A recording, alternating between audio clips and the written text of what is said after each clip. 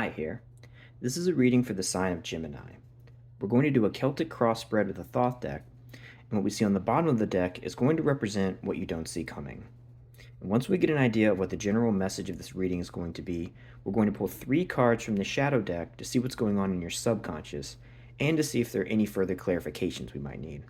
So let's just see what happens.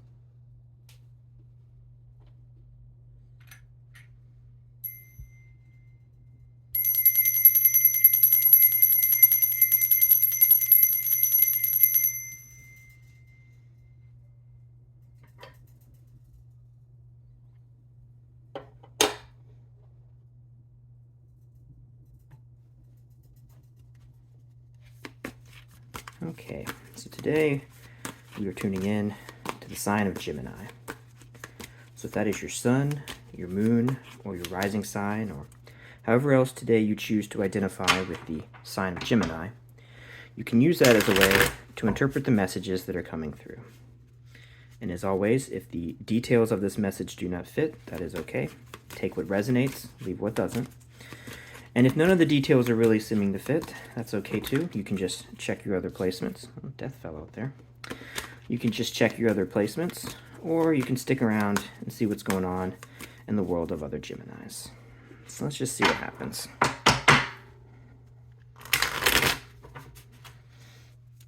Interesting. All right. So what things should we think about today? What things should we meditate upon? Are there things that we should look out for? Any warnings that we should be made aware of? Are there things in our life we should try to avoid to make things a little bit easier? Are there things that we should try to move towards? Are there things that we should look forward to? Things we should perhaps try to put our energy into so that we can make our lives a little happier, easier, better, whatever we're looking for.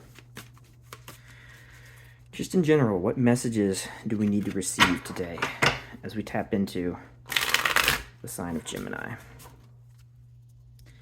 What things can our Celtic cross share with us? What insights do we need to know? What things can help us moving forward? Let's get one more good shuffle. I'm feeling it.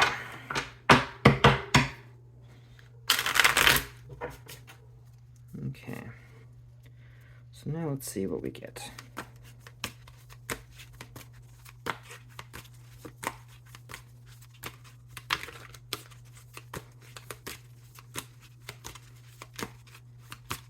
Okay. Deck's being a little difficult right now. Okay, so in the present moment, we have... Well, look at that. Deck's being difficult. We've got some worry on us. We have struggles, physical struggles, struggles in our either finances, our work, just something in our physical realm that we're inhabiting. There's some difficulty, which isn't necessarily a bad thing. Perhaps these are growing pains. Perhaps these are hills that we must step over as we get to whatever it is we're moving towards. But they are struggles. They are difficulties. These are things that are not easy for us to deal with. And that's where we are right now. So let's see where we go from there. So we're crossed by the 9 of discs, which is much better, right? We're taking a 5 and we're adding a 4 to it. And this is a very prosperous card. This is typically a very positive, happy card of being able to enjoy the fruits of our labors. Perhaps we're struggling now. Again, I'm feeling like growing pains. We're going through the difficult period now of expanding into something that's going to lead us to a much happier and prosperous future. But that's what's crossing us. It's interesting. So it's like we're not there, but perhaps that's what we're sort of our ideal that we're moving towards from the 5. We need to get that extra 4, that extra stability to make that 5 into a 9. So let's see what surrounds this. Well, that's nice. We have a 6 of cups. The devil in the future, though, that's difficult. We have a Knight of Wands underneath. We have a 4 of Wands above. We have the Queen of Discs. We have the 2 of Cups, the 7 of Cups, and the Knight of Swords. Interesting. Okay, so this is going to be an interesting one to go through. So let's see what we have. In terms of our major arcana, we just got the devil popping his head in there, just trying to make things difficult. I always try to say, though, the devil is not necessarily an inherently evil card, though he does tempt with very evil forces. He can, well, I should avoid using the term evil here. He tempts with very destructive and corruptive forces. He can definitely be something that is pulling you down and pulling you away from what it is you're trying to get to. He can be a hurdle to overcome. But also, there's positive ways to look at that. It can be the difficulty that we must face in order to get beyond what is holding us back. Sometimes leaving the cage that the devil has created is a challenge we must overcome so that we can become stronger and be able to navigate more in the future. And in this sense, I sometimes like to think of the devil as a sort of very unpleasant teacher that teaches us the hard lessons of what the consequences are of giving in to the things that are more of our more base desires. Now, we want to have some of that in our life, but we don't want that to be what our life becomes, right? We need to be able to get away from that energy, but we can't ignore that energy either. And so I we'll get to this in time, but I see the energy in of the devil, especially as the only major arcana here, being the hurdle we must overcome to get to whatever our goals are going to be, and learning the lessons of identifying what those struggles are, but not letting them control us. But anyway, we'll get to that in time. He has been popping up all over in my readings lately, and it's it's a little anxiety inducing, right? To have the devil sort of like ominously looking over things. But that's what he does. He's there to point out things that you don't really want to look at, and right, we have to learn to deal with that in some form or fashion. Otherwise, we're ignoring a part of life. So. All right, so that's the devil. He's there doing his thing. In terms of the other cards that we have here, we have, as far as court cards go, we have a Knight of Wands, we have a Queen of Discs, and we have a Knight of Swords. So we have two knights. So I'm feeling that we're really getting into a sort of an active sort of commanding energy is sort of kind of flowing through this. And we've got the Queen of Discs sitting over here. We'll see where that all fits in a minute. In terms of our other court cards, for our minor arcana, in terms of Earth, as I pointed out initially, we have a 5 and a 9, but we also have a 4. And I think it's interesting to point out, I mentioned the 5 needs a 4 to get to the 9, and that's what's in front of us, is getting that 4. So I think, again, our ideal is trying to move towards this prosperous, abundant future. We're in a 5, we're moving towards the 4 so that we can combine them to get that 9. But again, I'm getting ahead of myself. I'm almost too excited to talk about that idea. But that's our Earth energy. Of course, we also have our Queen of Discs. So I think we're very much focused on our practical situations right now, our grounded, earthy energies, which is probably why the devil is sneaking around trying to distract us and keep us from our goals. But then we also have, in terms of air energy, we just have the Knight of Swords. In terms of our water energy, we have a 6 of Cups, a 2 of Cups, and a 7 of Cups, which is mostly very good energy. The 7 is difficult, but it's also in the challenge, so that seems appropriate. And in terms of our fire energy, we have the Knight of Wands underneath all of it as the sort of internal furnace that is pushing us towards what we're looking for. Okay. Oh, excuse me. I misspoke. Earlier, I said that we had a 4 of Pentacles or discs. We do not. That is a wand. My mistake. That is a wand right there. And so we have above and below the center here, we have fire energy, not earth energy. But again, pointing out the 5 and the 4 to a 9, I think is worth mentioning here. But it's interesting that it's fire, not earth. So, all right. An odd mistake to make, but maybe it's meant to bring our attention to this a little bit more closely, what that really represents. So let's go through and see what we got. So, as I said, we're starting with the 5. We're in physical struggles. We are in a difficult place. The 5 are typically, the struggles of the 5, the worry is usually short term. It is not like a major obstacle that has to be overcome. It's not an insurmountable mountain. It is a hill that we must climb. It's in our it's an earth card. It's in our physical energy. It's something that we are actually facing in the physical world. So it's usually associated with financial struggles, or perhaps it is some kind of stressful situation that you just have to get to the other side of. And what we're crossed with is, as I said, the nine. We are trying, I think, to get to that nine. What we really want, what we're trying to achieve, is to get some level of, stability, prosperity. That nine is that in the Rider Waite version of this card, we see a woman walking through a garden and literally enjoying the fruits of her labors, in her quiet, peaceful solitude. And that's what we want. We want to get away from all of the stress and worry, and we want to move to a nice, peaceful, sort of Zen garden experience. That's what we're really wanting. So in the past, what has brought us to this moment, we have the Six of Cups. This is pleasure. This is usually a card that's associated with nostalgia or something from your past coming in to bring you joy.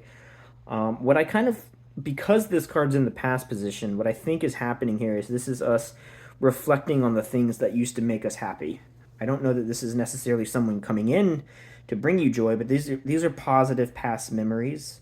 The things that used to make you feel joy are the things that I think you're pulling from as you're trying to overcome the Five of Pentacles difficulty. So we're tapping into our past more so than thinking of this as a timeline. We're trying to tap into that energy of the positivity as a fuel to help us get over this little bump in the road that we're at, so we can move upward to this nine. So I think the idea here is that you're having struggles, and you're probably putting a sense of almost blame on those struggles as the fact that you're getting away from the things that used to make you feel joy. There's the things in your past that used to make you happy, and it's like you feel like a loss of connection from them. And so, I think perhaps the suggestion here is to reconnect with those things, to pull those things that used to make you happy back into your life, and to add that energy back into your current difficulties to help elevate us upward again to get back to that nine. But with the devil on the other end, that's an interesting thing. It's right. It suggests that we're moving towards devil energy, and we don't want to be moving towards devil energy, right? As I said, we don't want to ignore it, but we don't want to be moving towards it either. It's something we want to acknowledge and learn from, and even to some degree incorporate in our life, right? We need a little bit of that earthy, aggressive, ambition that comes from the Capricorn energy of that card, but we don't want to stay in the sort of dark, earthy void that the devil sort of represents. Right? We don't want to stay in this cage. We don't want to be held back by the things that are not serving us. So for that to be in our future, it's almost as if we need to pull from the joys of our past and use those to push us forward. But I think we also need to make sure to remember that as we are pushing forward, we don't let those things keep us stuck in the past. I think the idea is that as we move forward through this timeline, if we take too much from our joys and our pleasures from what we used to enjoy, we're going to be stuck in devil energy if that's the path that we stay on. And we don't want to stay just in that path. We want to indulge in some degree in the things that make us happy, but we don't want them to be what controls and dominates our lives. So tap into that energy, but don't let it be a prison for you as you move forward. Otherwise, this five could get stretched out and become a bigger problem. I mean, maybe that's the other thing. Maybe the five really is a difficulty if something that not you are lacking, but something that you're giving too much power to. I mean, maybe it's an idea of too much devil energy is the five that you're struggling with. And if we don't course correct, we're going to keep moving into this devil energy and stay stuck in this negative space. And we don't want to stay in that space. We want to move up to the nine, not stay in the five. Okay? So that's where we are now. So again, we're pulling from our past for joys and positivity, but let's not let it. I mean, it could also even be an issue of letting too much rose-tinted glasses, kind of an issue, make us feel like the past is a better place to be than it was. We want to move up and we want to move away. We want our happy joys to be a fuel, but not something that keeps us stuck. Right? We want to grow and expand, not just say wallowing in the past. So that's what I think is coming out from here. Now, so how do we get to this nine? How do we actually get to the nine? We don't want to just follow this track of this worked before, so let's keep doing it kind of energy. We want to grow. And that's where I think the Knight of Wands is important as being the sort of furnace inside of us that's pushing us up rather than forward. Right? We always are moving forward no matter what. But if we can elevate ourselves with this fire energy, we can maybe like step over the devil energy and move on to something more positive going forward. And so I think we need to tap into the energy of the Knight of Wands, the powerful, creative, passionate force of fire. But this is the source of fire that is really sort of all out there in the world, really expanding itself and getting engaged with things. I think this is a desire to want to become involved with the things that really light your fire, the things that get you excited. Emotional attachments from the past are good and we need those. We do not let go of them. But if we want to grow, we need to connect with things beyond our past and beyond ourselves and really go out into the realm that is our world around us and pull that fire and not just pull fire inward, but also share that fire with other people, right? This is the commanding, powerful knight of the realm who goes about, basically just solving problems and helping people, spreading his joy. And that's the energy you want inside of you as you're moving out into the world. And so I think the goal that is in front of us, the thing that is above it all with the Four of Wands, is us trying to build some level of structure in this world as we are navigating it as the knight. He's not just going around and, willy-nilly solving problems. He is lighting specific torches that can then be used as like signal beacons that allow people from all these different places to realize that there's a connection here. There's a group of people that, although they may be spread out over large distances, are connected by a central, powerful, fiery idea. And I think that's what the knight is trying to build here. And perhaps that's what the nine is all about, is taking these difficult struggles of the five and expanding them to a more prosperous physical world of the nine by navigating the world and following passions and helping other people find their passions so that they can connect to the things they need to connect to and be little fires that are lit in a positive way all around the world. I think that's what this is all about, is not just following a single track of this is what I liked and this is what I did. It's bigger than that. It's a almost a global kind of thing is what I'm feeling from this, like expanding the ideas that the knight is representing and holding inside him and sharing them with as many people as possible so that a structure of wands, a powerful fiery structure, can be built. Not a physical structure, but a sort of mental, not in the air sense, but like a sort of symbolic structure can be built that other people can all rally around, and it can be like a home for all the people that this knight is trying to help. Very grandiose, but that's the energy I'm getting from this. So, cool. So that is what we have over here with these two axes. Now for our third axis here, we've got the Queen of Discs in our present energy, our general present energy. Again, we have the six being a card of looking into the past and the things from our past that have really fueled us. And the Queen has the same sort of energy about her. She is someone who looks from the things she has done and she's learned from these lessons and has learned to construct a better future, a more positive future going forward, and she wants to help nurture those around her. The Knight wants to inspire people, the Queen wants to support people, right? This Knight of Wands here, he is wanting to help expand that passion inside of him. The Queen is wanting to help the people who are struggling get onto their own 2 feet so they can continue forward and pursue the things they want to pursue and develop the world they want to develop. And so she's looking out over the realm, taking her lessons and trying to share them like a tree, providing shade and protection for those things that are trying to grow and live underneath it. And that's what I think is the general energy here. This is sort of the outward energy that you're giving. This is the sort of inward energy that's promoting that same sort of nurturing energy. So you want to help people in a kind and sort of loving way, but it's born out of a passion to do this, not just a duty, but a desire to want to accomplish this. And I think following that passion is going to lead to really positive, expansive growth, since in our environment we have the Two of Cups, love. This is not just something done for practical reasons to get things accomplished. This is, again, there's emotional energy. We're using the joy and nostalgia of our past to sort of help fuel us and then give that love to other people.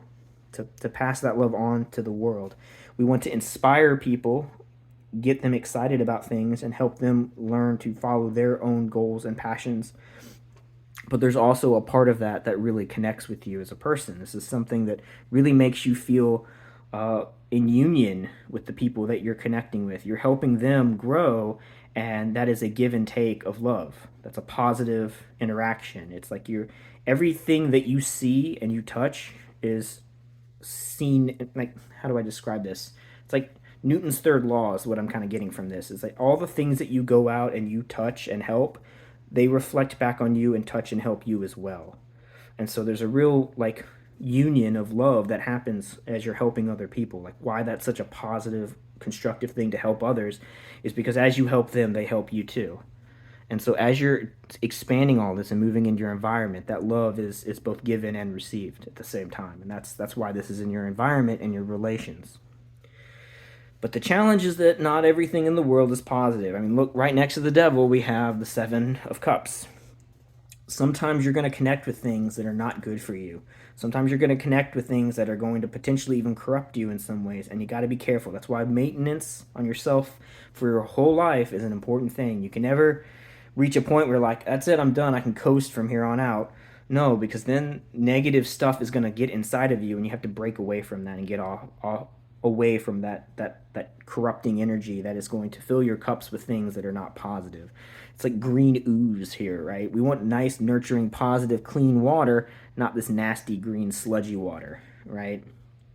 So we want really nice, positive things. So as we're connecting and expanding ourselves and reaching out and getting in touch with the people around us that we care about, we want to make sure that as we're doing that, it's done in a positive fashion so we don't accidentally corrupt our cups and make things worse for ourselves.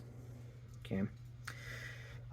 So then at the end of this, the sort of likely outcome or the end of this story or this chapter or whatever this message is the Knight of Swords.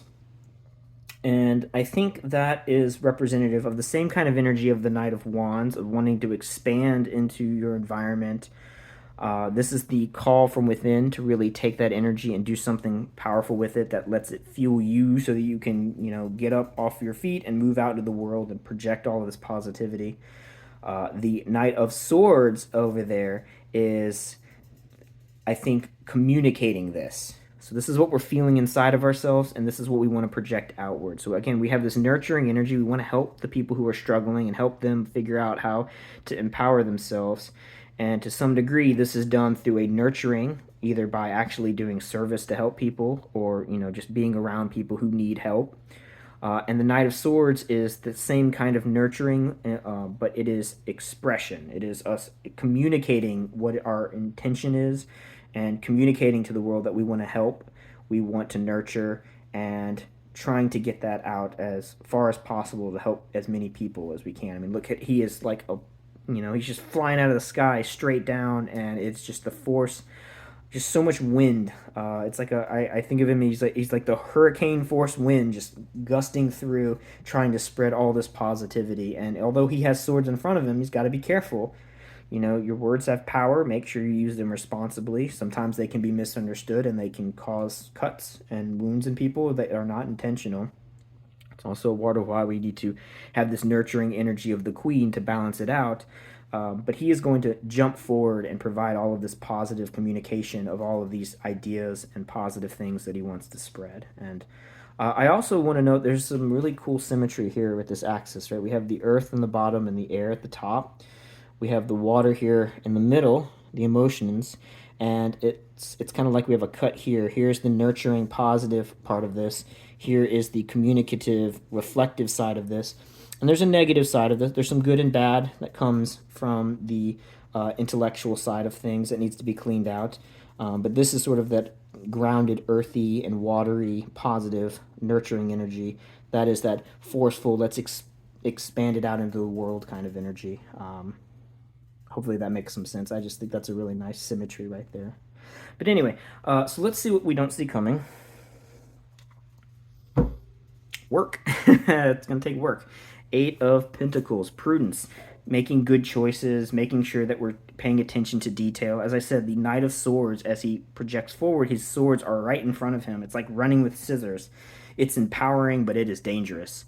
So we have to make sure that we stay grounded. As I mentioned before, there's a grounding that needs to be done for that knight to do his work.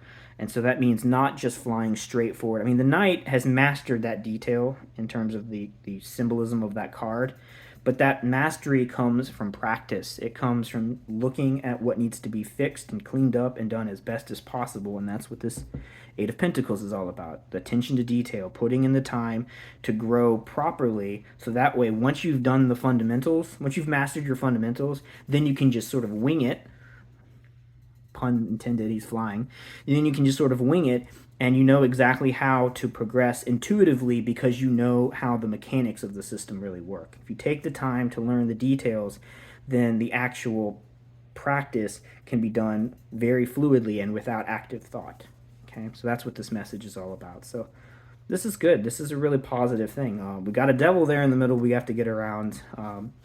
But that's kind of what the devil's job is, to always be that voice in the background trying to keep us on our toes so that we stay active and not just get into a comfort zone. As I said, if you get into a comfort zone, you slack off, you stop paying attention to the details, and you start making mistakes. So the devil, although a negative force we want to get away from, plays an important role in reminding us that we always need to be on the lookout for the things that aren't serving us and to try and overcome them. We can learn positive lessons from him, but again, do not let him be the force that pulls you in a direction that is not good for you or other people. Don't let him tempt you towards that Seven of Cups. All right, cool. Let's see what the Shadow deck has for us. Okay.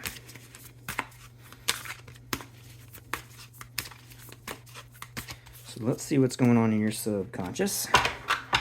I don't want this to run too much longer. Try to keep these videos at least under a half hour. They used to be much shorter. Now they're almost a half hour apiece. All right.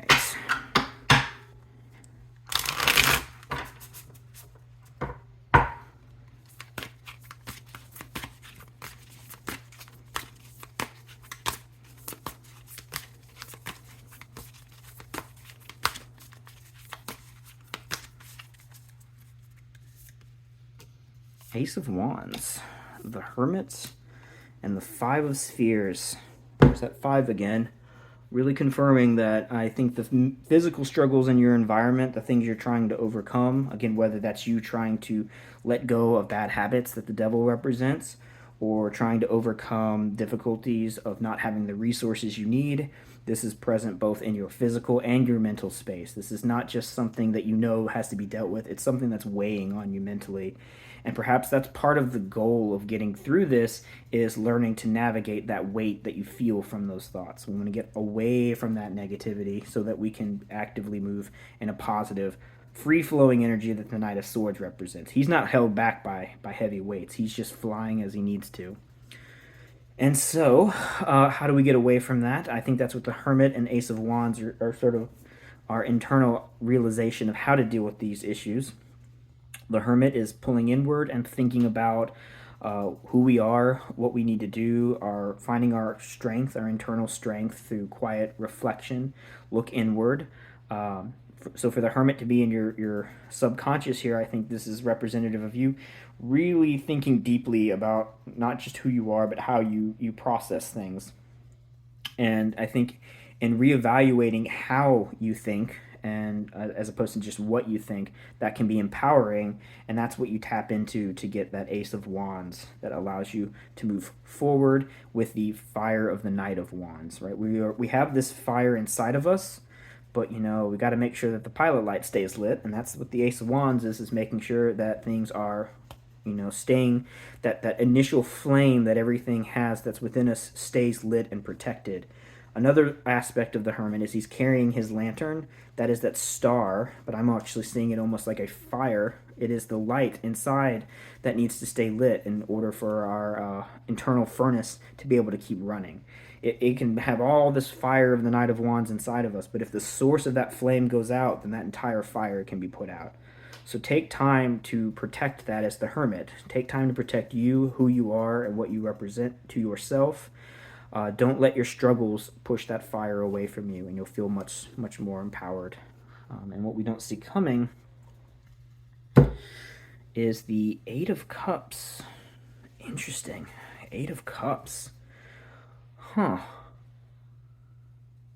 Well, whatever might be potentially giving you these struggles, these things that are causing you this sort of mental anxiety over your physical situation, and your protecting your inner fire. Make sure that all the things. As I said, the Six of Cups is this card of nostalgia, pulling energy and positivity from the past and positive memories. Uh, Again, maybe as you're doing that, make sure that all the positive memories from your past really are as good as you remember them. Don't let them deceive you. Don't let them be a tool of the devil to trick you into thinking that things are one way when they might be the other. Don't let him give you a Seven of Cups sort of deception. Um, if there are things from your past, emotions that are possibly not positive emotions, things that affect you but are possibly not affecting you in a positive way, don't be afraid to let those things go. Take time as the Hermit to really look inside yourself and to look at your emotions and your feelings. And if there are things that you feel that are not serving you, that are dead weight for you, things from your past that are things that have kept you held back for so long, look closely at those and let go of those ones that are not for you, so that you make sure that the cups that you are filling are the ones that have this positive sort of love energy inside of them. Right? We want joy. We don't want nasty, icky Seven of Cups water like that. We want positive water, and sometimes that comes from purging some of our past experiences and realizing what's positive and what's not, and honestly reflecting upon that as the Hermit, letting go of those negative thoughts, and then using that fire to push us forward and bring something really good into the world. So that is all I have for you today. I think this is my longest video to date now, so I'm going to end it there. As always, if there are any images in these cards that provided you different or further messages than what I described, always use your intuition to let the message come through to you as you need to receive it. I'm here just to facilitate the process of sort of unpacking what these energies may mean for you in your life. But I hope this has been a constructive process. I hope that it has helped you in some way, or at the very least, I hope it was an enjoyable experience. But yeah, that's all I have for you today. So as always, please like and subscribe. If you have anything you'd like to say, if you need any feedback or comments or things you just want to share with other people or me, please leave those as a comment down below. And if there's anyone that you know that might enjoy or benefit from this or any of my other videos, please feel free to share them with as many people as you want. I just want to spread a little bit more positivity as best I can into the world. But that is all I have for you today, Gemini. I hope you have a great rest of your day.